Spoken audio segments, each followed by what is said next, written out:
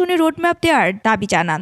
সকল রাজনৈতিক দল একমত হয়েছে যে অন্তত একটি সুষ্ঠু নির্বাচনের জন্য প্রয়োজনীয় সংস্কার সম্পন্ন করে অবিলম্বে একটি নির্বাচনের রোডম্যাপ ঘোষণা করা উচিত। এক্ষেত্রে নির্বাচন কমিশনকে সরকারকে আরও স্পষ্ট করা প্রয়োজন।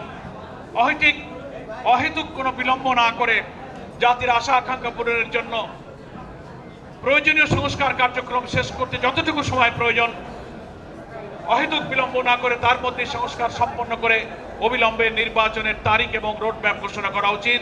এদিকে শিক্ষক কর্মচারী ঐক্যজোটের আলোচনায় যোগ দিয়ে বিএনপির স্থায়ী কমিটির সদস্য আমির খসরু মাহমুদ চৌধুরী বলেন, শুধুমাত্র নির্বাচিত সরকারের মাধ্যমেই বিদ্যমান সমস্যা দূর করা সম্ভব। আজকে যেটা অনুপস্থিত সেখান থেকে বেরিয়ে আসতে হবে।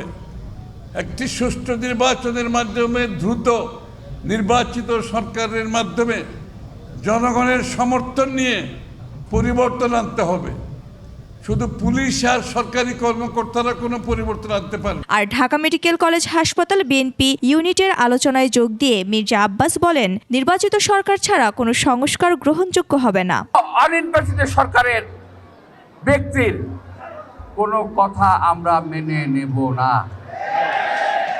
প্রিয় ভাই, আমরা সংস্কার অবশ্যই চাই। নির্বাচনকালীন সংস্কার চাই। পতিত স্বৈরাচারের দোসরদের প্রতিহত করার কথাও পুনর্ব্যক্ত করেন বিএনপির নেতারা। বিশেষ কিছু দলকে সুবিধা দেওয়ার জন্য এই সংস্কার কাজ করতেছে। মাহিলা ইসলাম, 21 টেলিভিশন, ঢাকা।